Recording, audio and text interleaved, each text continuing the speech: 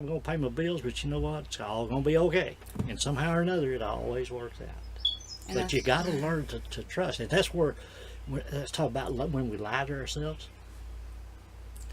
You know, you can think you're on that path of, I know what I got to do. Can't think negative and all that. But still, like I say, it's in your subconscious mind. So it takes a lot of work. But you can get there. But I think what you're going to find out as you progress on your own path, all this other stuff, the controlled folly stuff, and what I call chasing shadows, with all the other things like I went through, studying witchcraft, reincarnation, all the religions, all that. It don't not really make no difference. It's stepping stones to get you where you want to go. But that path will eventually lead you back, hopefully, to where all you want to focus on is just being who you really are, which is nothing but pure unconditional love. So I think it all works out, and I think that's where I know that's where you're headed. And it's a long, drawn-out process, and I'm still working on myself too. I got a long ways to go. I don't think you ever get to the point where you're like the Buddha or somebody, but I don't know, maybe. But I think as long as you're in this body, you're gonna continue dealing with the illusion part of it, and then what you want to become too at the same time. I fixed it. All right. Yeah, I forgot to check and see if that was.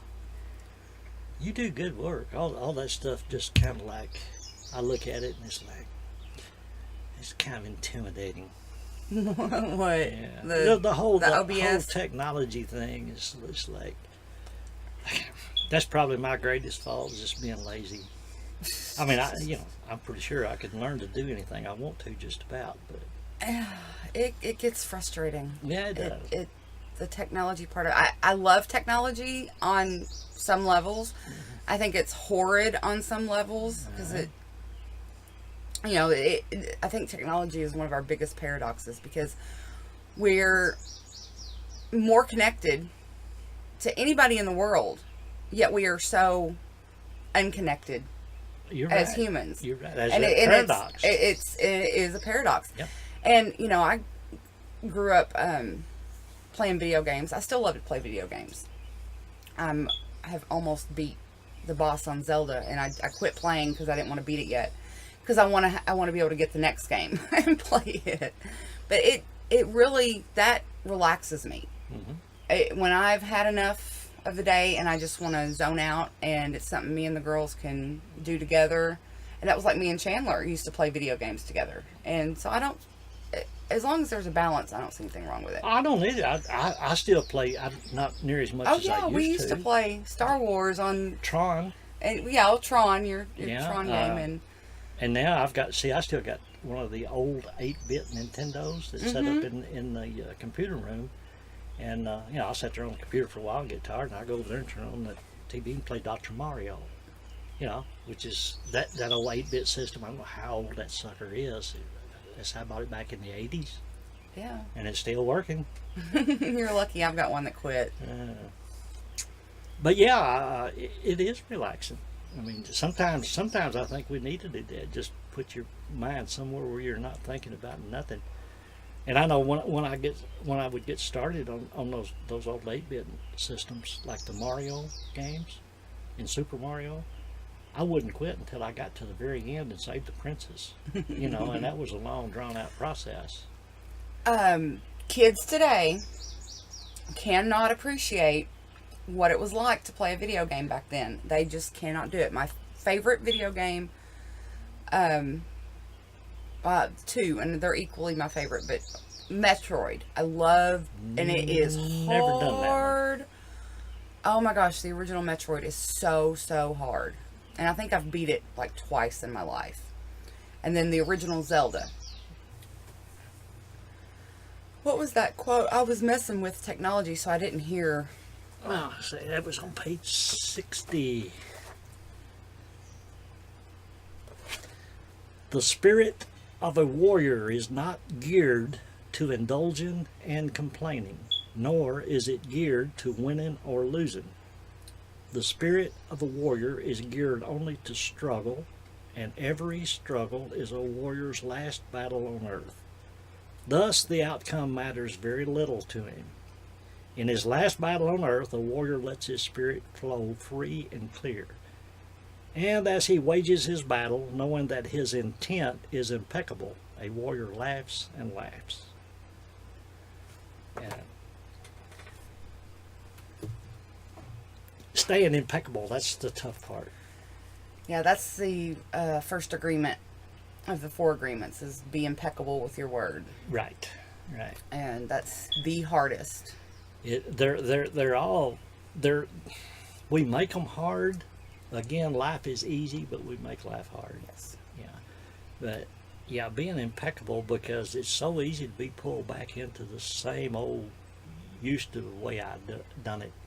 You know, it's, yeah. It's that's what I think that's saying about a warrior struggles, is because, like Don Juan told Castaneda, you know, once you take the path of the warrior, there's no turning back. And that was made real clear in one of his books, The Road to Ixtlan. I think that's the one, The Journey to Ixtlan. Yeah. Yeah, I think that's the only one that, other than that one, that I have. Well, if you remember in that book, Don Gennaro, and who was a cohort of Don Juan, and they were both trying to show Castaneda, and by meaning, and they use that as an example. You know, once he's trying to get back to Ixtlan, but he's been on the other path, so there's no way. Like the old saying, you can never go back home. And I think that's what they were trying to get through to the people reading the book, is that once you step on that path and it starts opening up to you a little at a time, you really can't go back, because if you do, it leaves a part of you feeling unfulfilled. You know, if you've got a glimpse of all the beauty and being impeccable with your spirit, and then if you let that lapse back over to the way you used to be, it just, you know, it saps your energy. Yeah, it keeps you all messed up. So, like I say, but it's a struggle every day to stay true to your path. But once you get started on it, you're going to want to stay. And I think... Yeah, I feel like sometimes I want to fight tooth and nail to stay on that. And I think that's a lot of conflict. And I will be the first to admit, it's conflict in here. Right. And it because I have the 3 people closest to me that are in constant contact with me, it bleeds over into them. Sure does. And I hate that. I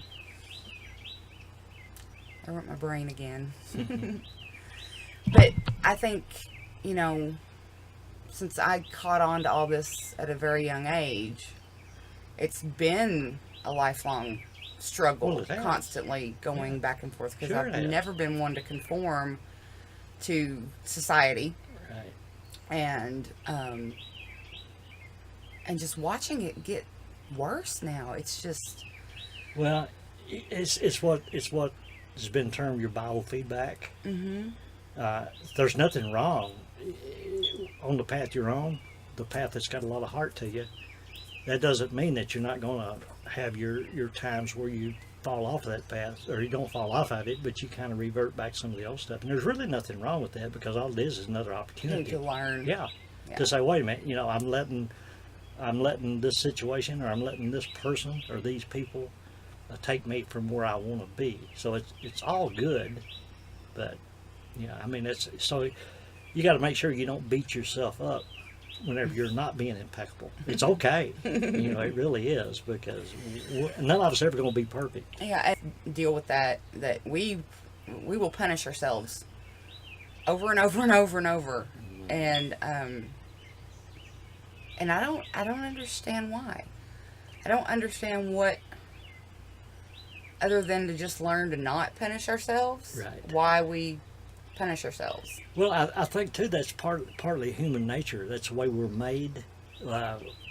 Even though we're not always honest with ourselves, we're just made that way, and it's okay to go back and forth. It's again, you take everything as a lesson, you know, and don't beat yourself up. I mean, like now, like when I start, if I feel myself getting angry or any kind of emotion, which basically I think there's only two emotions, and that's fear and love, because all your other, like jealousy and all this other, that's just a form of fear, Right. you know. So when I catch myself feeling that kind of emotion, I just have to stop and just remind myself. But I don't beat myself up for that. It's like, it's okay to get mad, you know. It's okay to have your episode where you just want to be left alone. It's like, there's nothing wrong with that. If you strive for, we're all striving on this path to be as impeccable as we can, but again, I don't think you're ever going to be perfect. That's what Don Juan was saying right there. The warrior's life is a struggle, but he makes a decision, and he's not worried about winning or losing. He just makes the decision, and then whatever happens, if it turns out to be a good decision, a really bad decision, or somewhere in the middle, he don't care. You know, you just, okay, that's the way it was meant to be. I struggle with that, with making decisions on the strangest things. Since I've been working out in the yard a lot, just the decision of where to put something. Mm-hmm. Or I have an idea in my head, and I will sit and just get so upset, struggling with myself, just trying to decide where to put something to plan ahead, so I'm not moving it again, or I'm not, or it'll, you know, is it going to grow there, or whatever. And I laugh at myself Well, there a you lot go. because I'm just like, that little pond that I did out in the front yard, which I haven't shown you what I've done since last time you were here, but I have wanted to do that for probably 2 years. Because the girls have outgrown, it's a baby sandbox. The girls have outgrown it. If they play in the water with it, it gets nasty. It's just, so I thought, I'll make a little pond out of it. And I have struggled with myself for about 2 years, and I finally was just like, screw it. If it doesn't work, it doesn't work. Well, see, that's what we were talking about. You make the decision, and we overthink things. Yeah, and that's what he's but saying. maybe it just wasn't time yet either. Well, there you go. And we There can't you go. push it. And That's right. you know, I keep referring, Mom, I love you. I keep referring to Mom, but I see a lot of the same things as, we want it done now. Well, You know, we've waited and we need it done now, and we're not always able to do it ourselves. And I had gotten really good at just letting go, and I realized that one week, the more that I let go, the more you get done. the more that came to me. Yes. It's like I manifested my own dirt, Right. and I manifested a lawnmower. There you go. You know, somebody to mow to let us borrow a lawnmower so we could mow it. And then, but in doing that whole week, I exerted so much spiritual and emotional energy, I think, and I don't know how to recharge all the time. Well, that's important. I need to be able to Everybody needs to recharge. recharge, and that's why we just talked about earlier. After on the patio, that's what I do. Whenever I start getting inkling of any kind of stress or negative emotions, I just go out in nature and take care of it. And it's taken me a long time to get to where I can do that. Just go out for a couple of hours and take care of it. But yeah, it's very important that you keep your batteries recharged. And that's why it's okay sometimes to say, to hell with all of it. I'm just going to lay down and take a nap. I'm tired. You know, I'm stressed and I ain't going to do nothing. I'm going to have to invest in earplugs. Well, there you go. There you go. That's a simple solution, but life should be simple. The more simple you can keep it, the better off you are. And that in itself is a paradox. It's sometimes it feels like the more simple you try to make it, the harder it gets. But again, I think sometimes we overthink things. Yes. And again, going back to the quote, you make a decision, well, like you was, wanting to do your thing, plant something, but you keep asking, well, should I put it here? Should I put it there? Well, just learn. Just train yourself to say, okay, I'm going to plant this. Where am I going to put it? Just go out there in the first spot that feels right. Don't even think about it. Just put it out there and let it go. And then if you get up a couple days later and the plant's dead, well, that decision didn't work out, the way you envisioned it, but it's okay. Because more importantly was you made the decision and you did it and you didn't really care about the outcome. Yeah.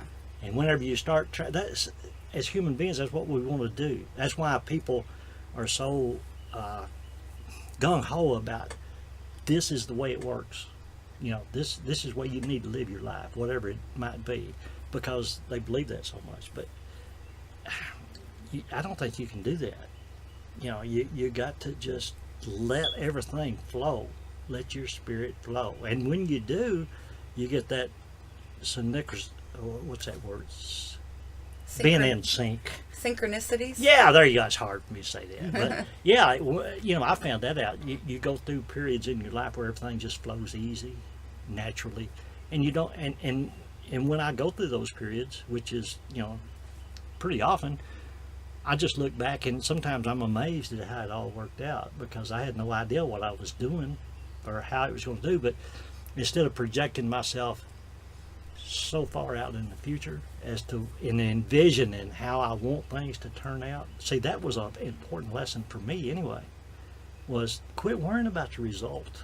You know, just go ahead, make a decision and do it. If it was a good one, fine. If it was a bad one, that's fine too. It makes no difference.